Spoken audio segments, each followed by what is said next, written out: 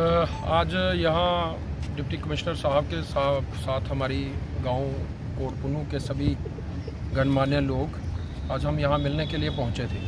हमारी पिछले कोई 4-5 साल से एक बहुत ही बड़ी समस्या का हम लोग सामना कर रहे हैं। वो ये है कि हमारे पिछले 10 साल पहले एक गुज्जर कम्युनिटी की फैमिली जो बाहर से आई और वहाँ इस्टेब्लिश होने की उन्होंने कोशिश की, तो हम लोगों ने भी उस वक्त सोचा कि ये लोग दूसरे गुजरों की तरह रहेंगे जैसे दूसरे गुजर कम्युनिटी के लोग वहाँ रहते हैं। मेरी भी 35 ईयर से उम्र हो गई है। 35 साल से कभी मेरे गांव की किसी गुज्जर कम्युनिटी या किसी गुज्जर समुदाय के लोगों के साथ कभी कोई झगड़ा नहीं हुआ, क्योंकि पढ़ा लिखा गांव है तो वो किसी के साथ इन चीज़ों में पड़ता नहीं है। अब दिक्कत क्या है कि जो ये जिस परिवार के खिलाफ हम अकेला गुज्जर परिवार है, ये जिसके खिलाफ हम यहाँ पर पहुँचे हुए हैं, ये लोग जब से यहाँ पे आए हुए हैं, जो हमारे छोटे गुज्जर कम्युनिटी के लोग हैं, जो गरीब गुज्जर थे, इन्होंने उनका भी जीना जो है वो मुश्किल कर दिया है। ना तो उनको ये चारा खरीदने देते हैं, ना एग्रीकल्चर प्रोड्यूस कुछ भी हो जिसमें आप पराली कह सकते हैं, दूड़ी कह सकते हैं, कुछ भी कह सकते हैं, वो ना तो छोटे गुजरों को ये लोग खरीदने देते हैं और ना हमें बेचने देते हैं। पहले इन्होंने स्टार्टिंग में हमारे लोगों के साथ ऐसे थ्रेटनिंग करना शुरू की उनको कि आप लोग किसी दूसरे को बेचोगे तो हम इसको डिस्ट्रॉय कर देंगे।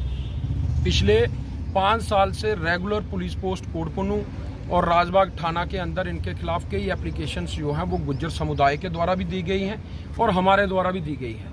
गुज्जर समुदाय के साथ भी इनके आपसी क्लैश चलते हैं, जिसमें जो हमारी वहाँ पे गांव है उसको नुकसान होता है। तो आज डीसी साहब से ये हमारा एक आग्रह था कि इन लोगों ने जो कब्जा किया हुआ है वो गांव की जो कॉमन लैंड जिसको हम काचराई लैंड कहते हैं, वो 365 कनाल 18 मरले ज़मीन जो है वो रेवेन्यू रिकॉर्ड ने हमें तैयार करके उसकी पूरा रेवेन्यू रिकॉर्ड तैयार करके दिया है। वो 365 कनाल ज़मीन जो है वो इस वक्त इनके कब्जे में है। तो आज उसी के संदर्भ में हम सारे लोग गांव के जितने भी मोअज़्ज़ज़ लोग थे वो आज डीसी साहब से मिलने पहुंचे थे और उनको हमने ये डीसी साहब को हमने ये कहा है कि कल को अगर कोई हिंदू मुस्लिम कम्युनल क्लैश अगर होता है तो उसकी रिस्पॉन्सिबिलिटी एडमिनिस्ट्रेशन और हमारी एज ए सरपंच मैं समझता हूँ कि हमारी सबकी जिम्मेवारी है और हम चाहते हैं कोई ऐसा क्लैश ना हो। इससे बेहतर है कि डिपार्टमेंट उस ज़मीन के ऊपर कोई कार्रवाई करे, लीगल एक्शन ले।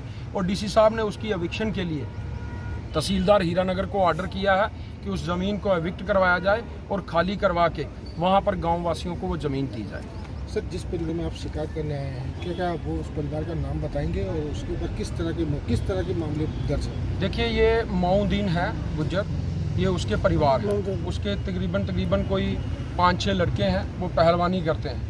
तो दूसरे जो गुज्जर वहाँ पे लोकल गुज्जर हैं वहाँ पे, उनके साथ भी इनके कई बार क्लैश हो चुके हैं, यहाँ तक कि गोलियाँ इनकी आपस में चलती हैं। तो ये लोग अब इन्होंने छोटे जो गुज्जर कम्युनिटी के लोग हैं उनका भी जीना हराम किया हुआ है। तो गुज्जर कम्युनिटी के लोग जो दूसरे हैं वो भी इंटरनली मेरे साथ हैं, वो मेरे साथ खड़े हैं बेचारे, सिर्फ सामने नहीं आ सकते, अदरवाइज़ वो सब हमारे साथ हैं। ये सिर्फ ओनली वन हम एक फैमिली के खिलाफ आवाज़ उठा रहे हैं, पूरी गुज्जर कम्युनिटी के खिलाफ हम आवाज़ नहीं उठा रहे, क्योंकि हमारा पिछले 35 साल से कोटपुनू की हिस्ट्री रही है कि हमारा भाईचारा आपस में कायम रहा है।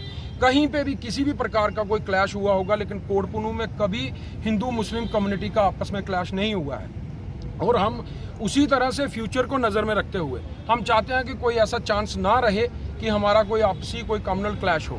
उसी के संदर्भ में आज डीसी साहब को आगाह किया और उन्होंने ऑर्डर किया है। इसके बाद कितना आपके पंचायत की बात की जाए, कितना गुज्जर परिवार है और कितना जो है सामान्य जो देखिए तकरीबन वहाँ पे 150 से लेकर 200 जो आप कह सकते हैं 70 के करीब फैमिलीज जो इस वक्त वहाँ पे मेरी पंचायत में इस्टेब्लिश हो चुकी हैं, पुरानी, जो 35 साल से रह रहे हैं वहाँ पे, मेरे जन्म से पहले के वहाँ रह रहे हैं। उनके पक्के मकान हैं, बड़ा अच्छा भाईचारा है लोगों के साथ।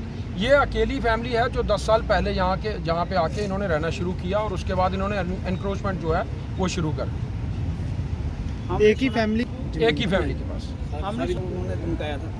वो छोटे मोटे गांव के साथ वो क्लैश चलते रहते हैं। आए दिन गांव के लोगों को धमकाएंगे, गांव के लोगों को पराली उठा लेंगे, किसी की ज़बरदस्ती कोई ज़मीन को फसल बर्बाद कर देंगे। अभी आगे जो सीज़न आने वाला है उसमें पनीरियाँ वगैरह लगी होती हैं, तो ये लोग उसको डिस्ट्रॉय कर देते हैं। तो जब हम इनको कंप्लेन करते हैं या इनको समझाने की कोशिश करते हैं तो ये आगे से थ्रेट करना शुरू कर देते हैं।